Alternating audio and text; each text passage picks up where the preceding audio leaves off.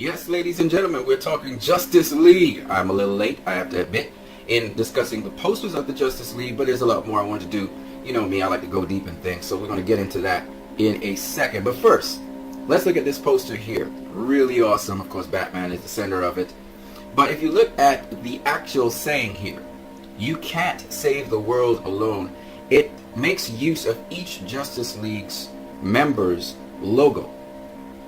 So obviously this here is attributed to the Flash, this to Cyborg, this to Superman who's absent, who happens to be the center focus, as well as Batman. Notice they turned his logo to the side to get the E.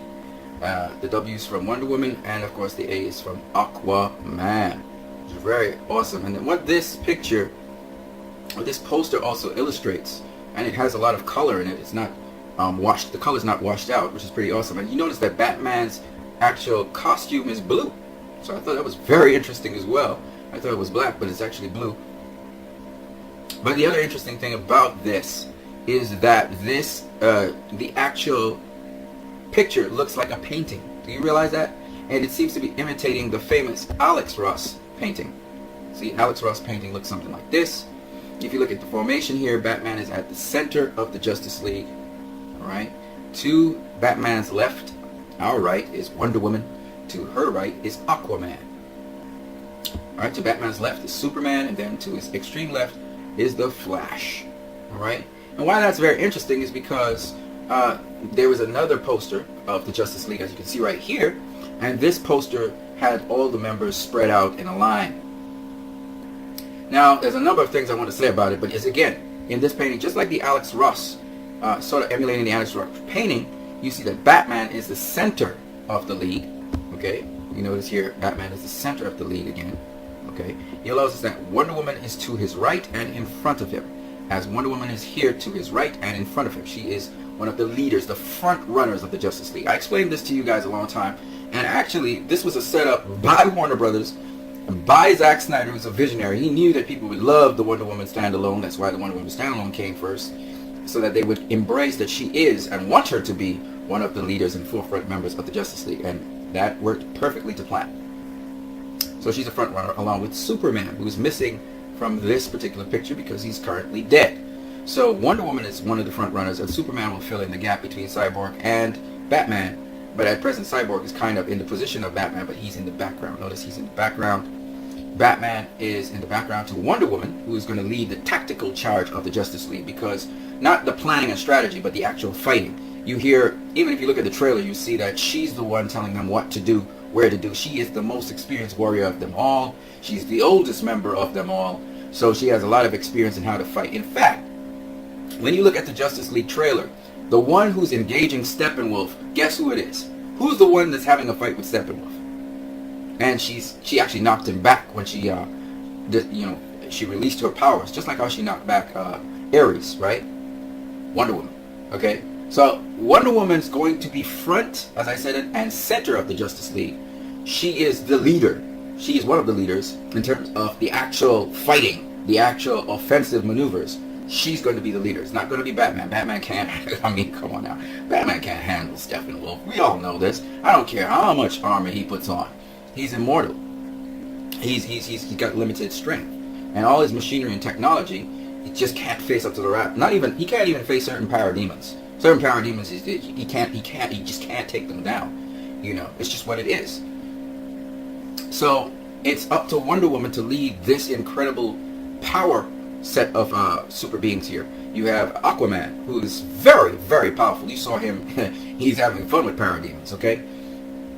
Because he's one of the most powerful members of the Justice League currently.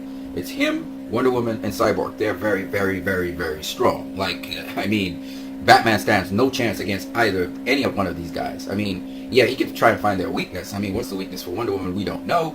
But and what's Aquaman's weakness? I don't know. I think it's him being dehydrated if you take away the water from him. With Cyborg, he's a machine, so maybe Batman can put a virus in him or something secretly and destroy him, right? But Wonder Woman, I don't know what it is that he could do to defeat her.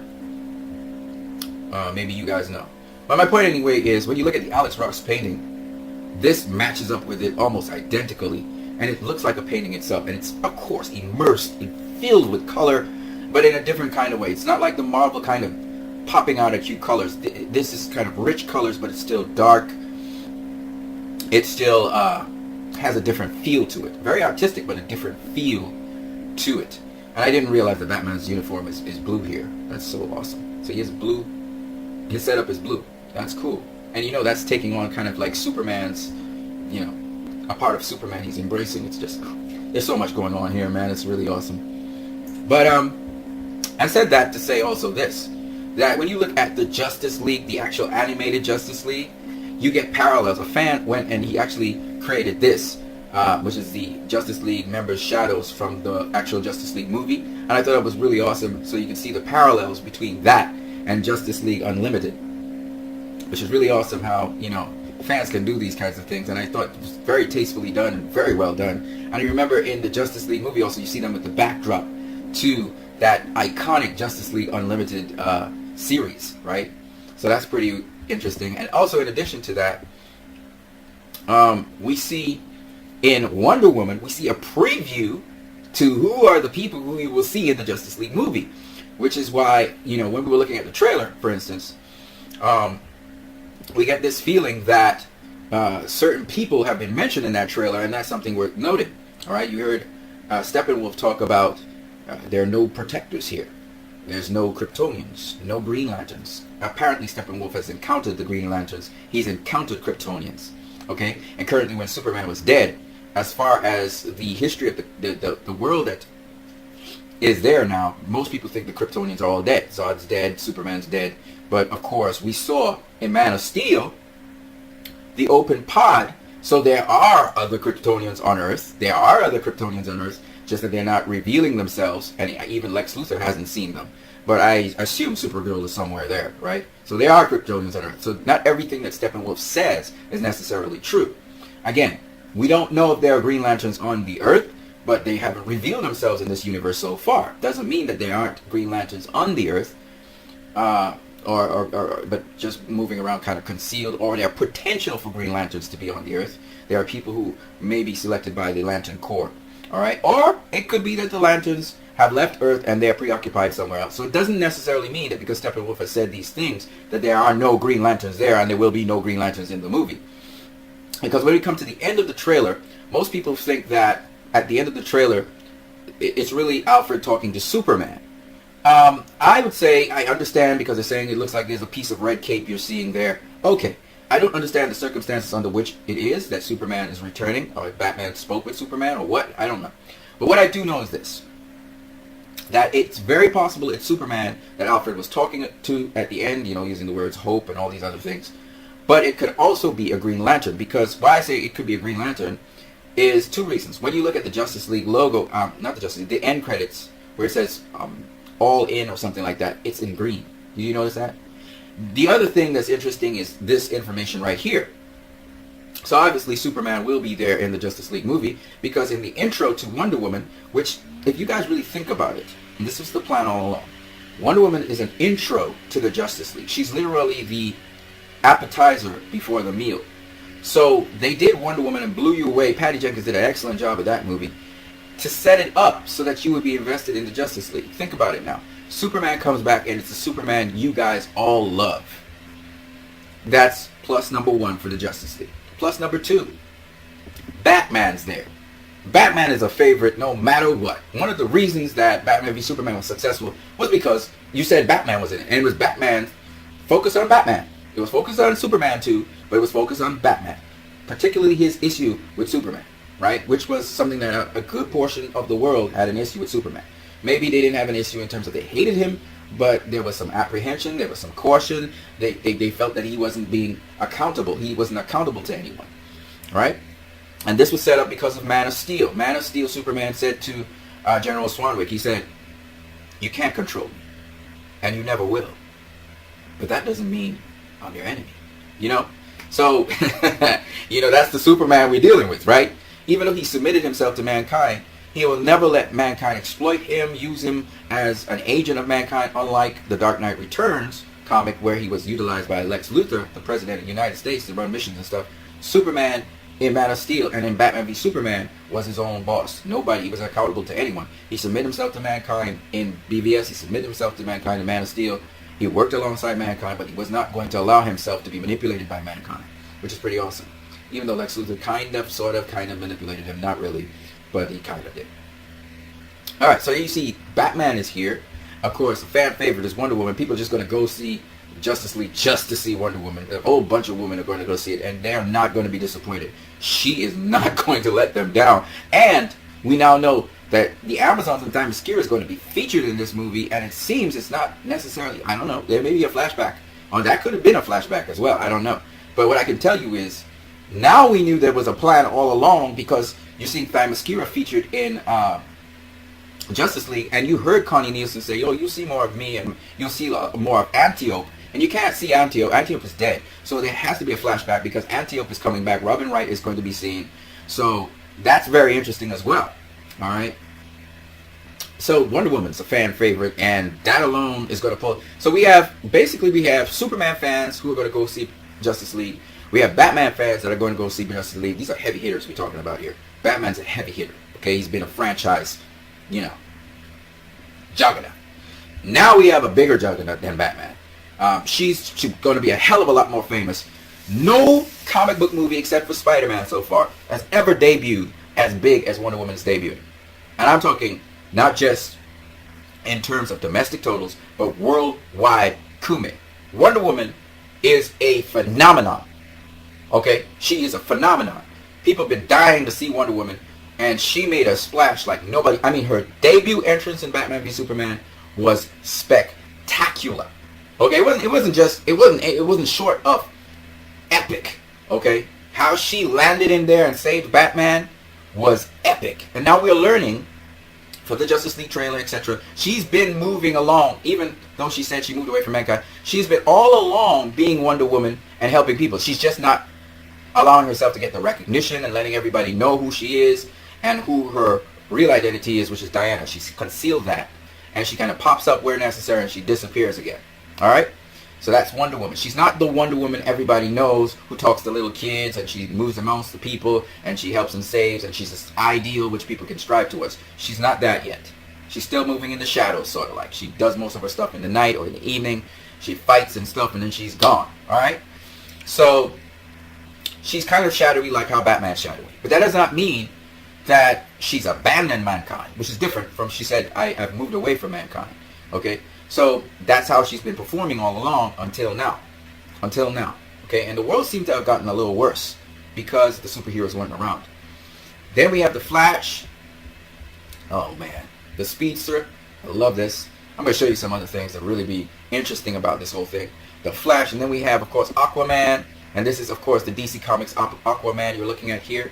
They animated him. It's really awesome. And then we have the Green Lantern from the Green Lantern Corps. And that's why I said, even though Steppenwolf said there are no Green Lanterns, I believe before this movie is over, there will be a Green Lantern defending Earth from Steppenwolf's forces. It seems as though Steppenwolf and Darkseid and his forces, they seem to have seen an opportunity. And apparently they've been investigating the Earth, and they've been on Earth for a while. Okay? I'll talk a little bit more about the mother boxes and everything when I'm doing the breakdown of the trailer. Okay? I'll do the breakdown. And then, of course, we have Cyborg. And Cyborg basically replaces Hawkman, Hawkgirl, and Martian Manhunter. Okay, the members of the Justice League that are generally there all along have been like Green Lantern, Aquaman, the Flash, Wonder Woman, Batman, and Superman. Okay, they've been constants almost throughout history of the Justice League.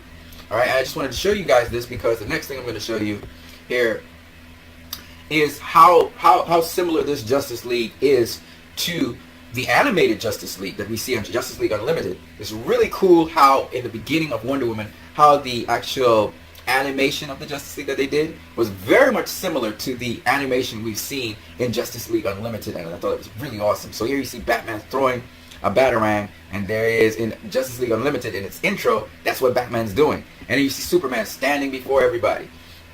And you have Superman kind of standing before everybody with a blue background. So you see, notice the similar backgrounds as well. Blue background, and he's punching through something here. But here he was standing as a beacon of hope, kind of like how Henry Cavill does it. I mean, the animated characters were not exactly like the DCEU characters, but still very awesome. Here we see Wonder Woman. She was deflecting something, and here she's deflecting something as well with a shield instead of a bracelet, and she has a whip there. You see the Flash speeding, and that's what you saw in Justice League Unlimited. And then, of course, you have the Green Lantern. You see, and it's Green Lantern, everything. He's holding the lantern in front of him here, which is basically the ring. And you have the same sort of animation here for the intro for Wonder Woman. And then we see the whole bunch of Justice League members standing there, proud and true. And there they are doing the same thing here. And then this pans out, this right here, pans all the way out to show all of the Justice League, which and same thing happened here. So the intro is almost similar. So you see it, and then this pans out to show all of the Justice League, just like that, right? And in Justice League Unlimited, it's the very same thing. It pans out to show all of the Justice League. So I thought these comparisons are just so awesome. I just thought I needed to share them with you guys. Look how awesome that looks. And that's pretty much this, right? Which is pretty awesome. So, and of course, in the comics too, in DC Rebirth, we saw that you can actually identify all the members. This is such a good resolution here, though. You can actually see all of the members here. Superman, Batman, Aquaman, Wonder Woman, the Flash. You can see Cyborg right here. All right. And, you know, the other thing is they spoke about the age of heroes will come again. And absolutely this is what you're looking at when you look at this Justice League movie. You see here, actually here, Bruce Wayne say to Diana, yes, the heroes have to come again because we don't have much time left. So finally, we're getting the birthing of the hero as you know them.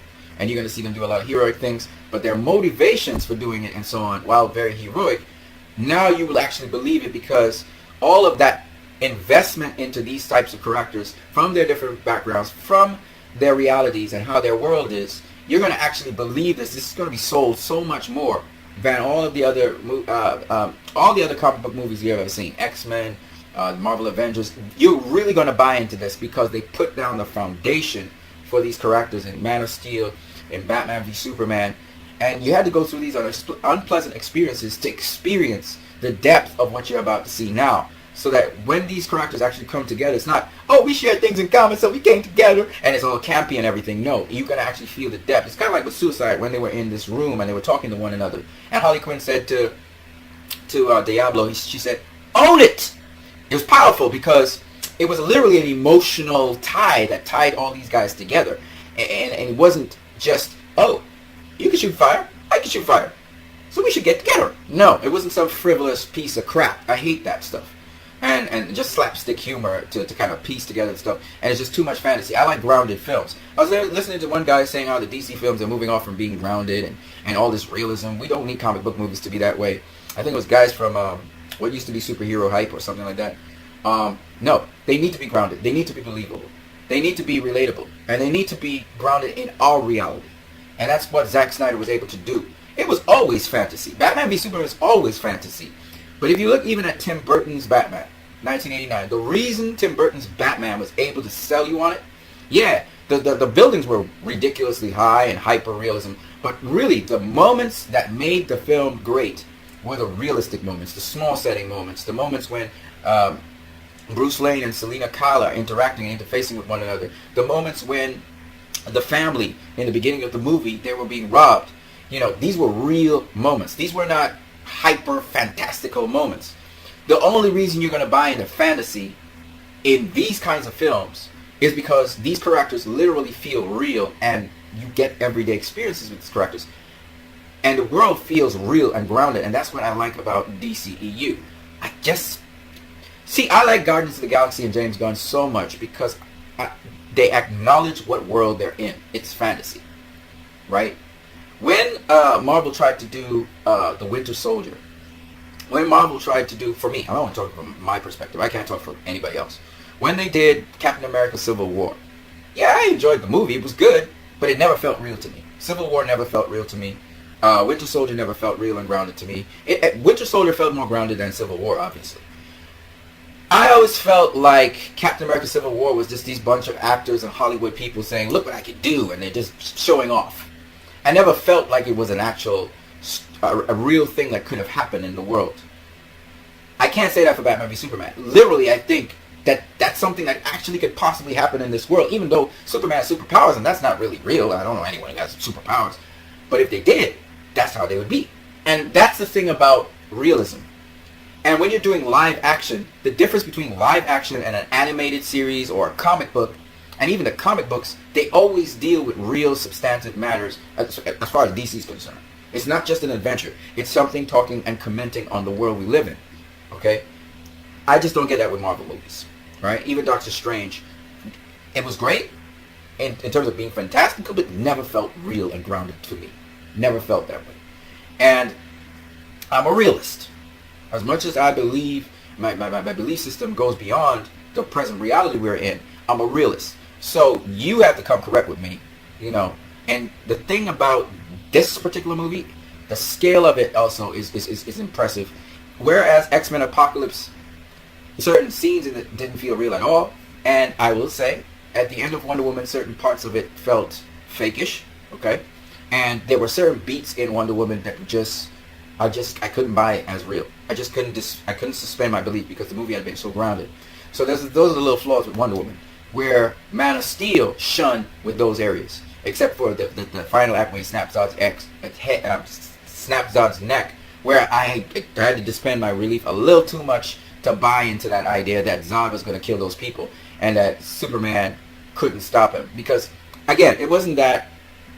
It was just that Zod was. Just the way how that thing was done was just so, I don't know, it was just kind of clunky for me. But I still buy into that.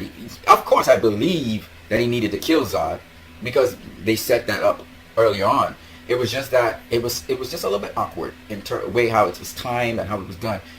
When you're really dealing with a formidable opponent like Zod, you gotta make it look formidable. And I keep on emphasizing, Zod's head looked like he could still move around. You see what I'm saying? And the fact that Superman could snap his neck, it shouldn't have been that easy. It should have been Superman securing him, Zod still wrestling up inside of there, even though he's stifling for air because Superman's trying to strangle him so that he can knock him out.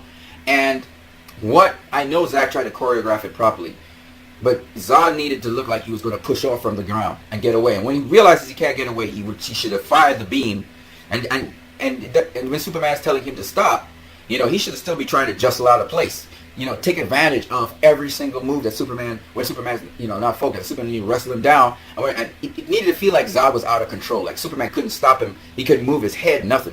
You know, he's wrestling with him still. And the beam's kind of moving all around the place. That would put the danger for the people. But we got his focus ray, and Zod's focusing this ray, and somehow Superman can't bend his neck, but he can snap his neck. You know what I'm saying? So it's like, I didn't buy into it because it didn't feel real to me.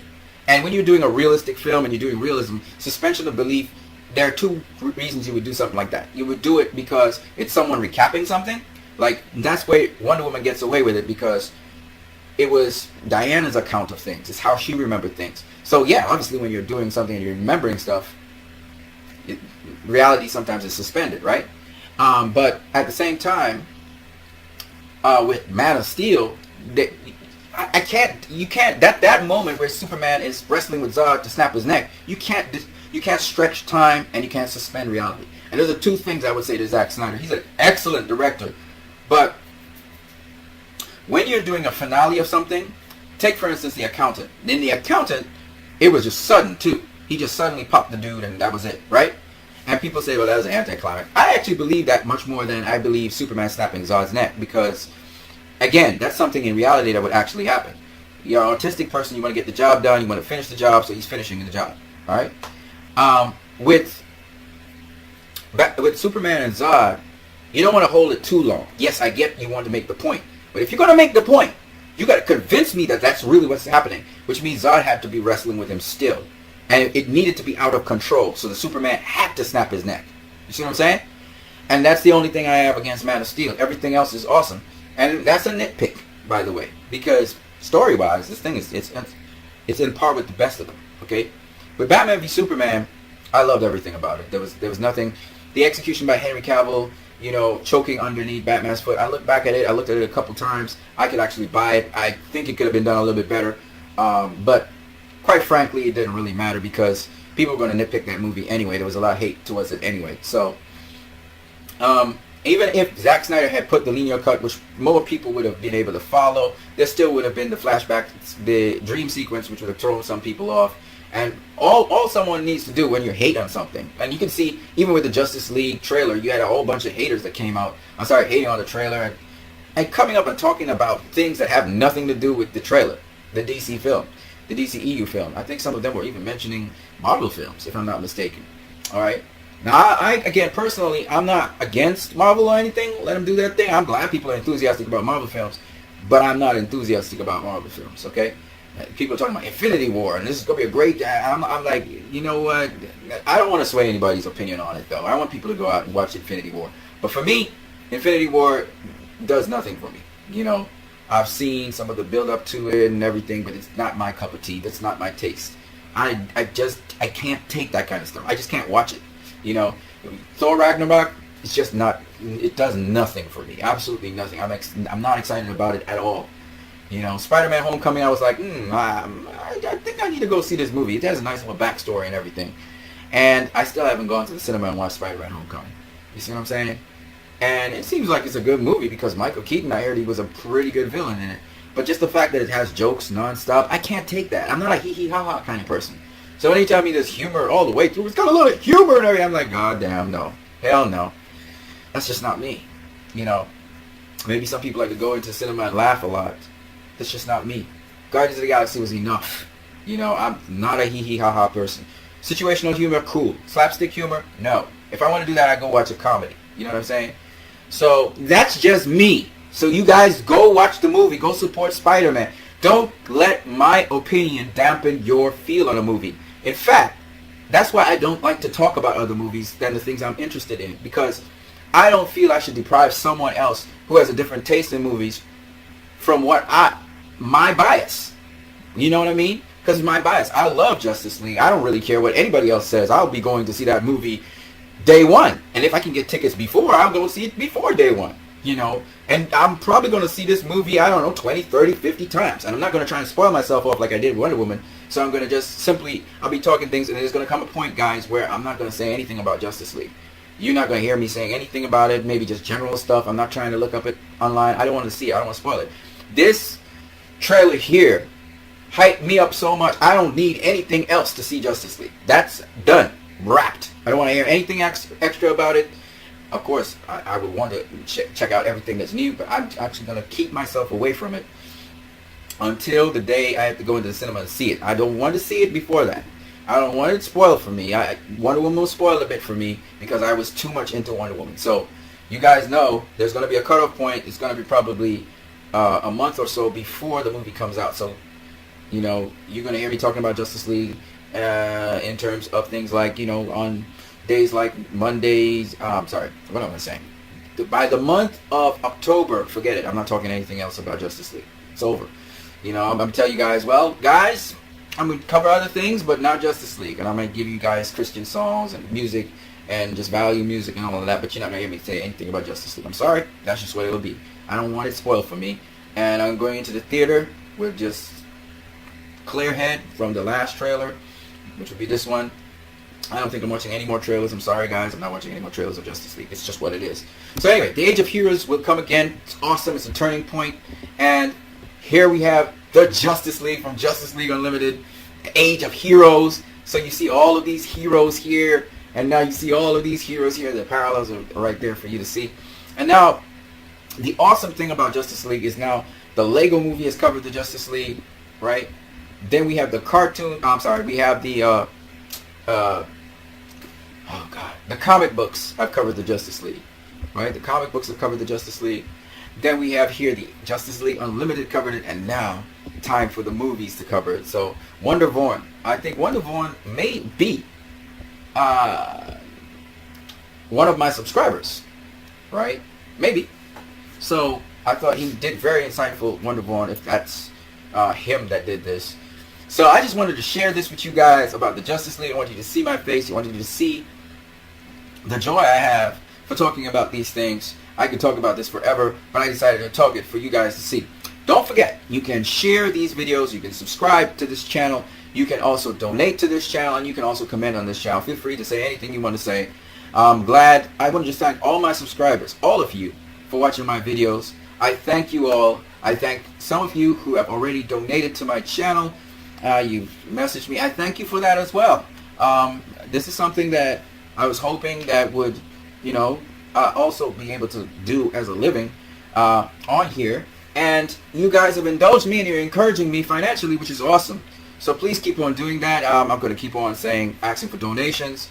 And if you guys keep on supplying me, I'll be able to even do more material. And it is rainy out there, so yes, guys. So I thank you once again for just tuning in, even giving your ear to my channel. I got so much stuff for you guys. I got a ton of stuff for you guys still from Comic-Con that I haven't even covered. So we're going to try and get all of that out to you guys as much as possible today. All right, guys. On that note, you guys have a great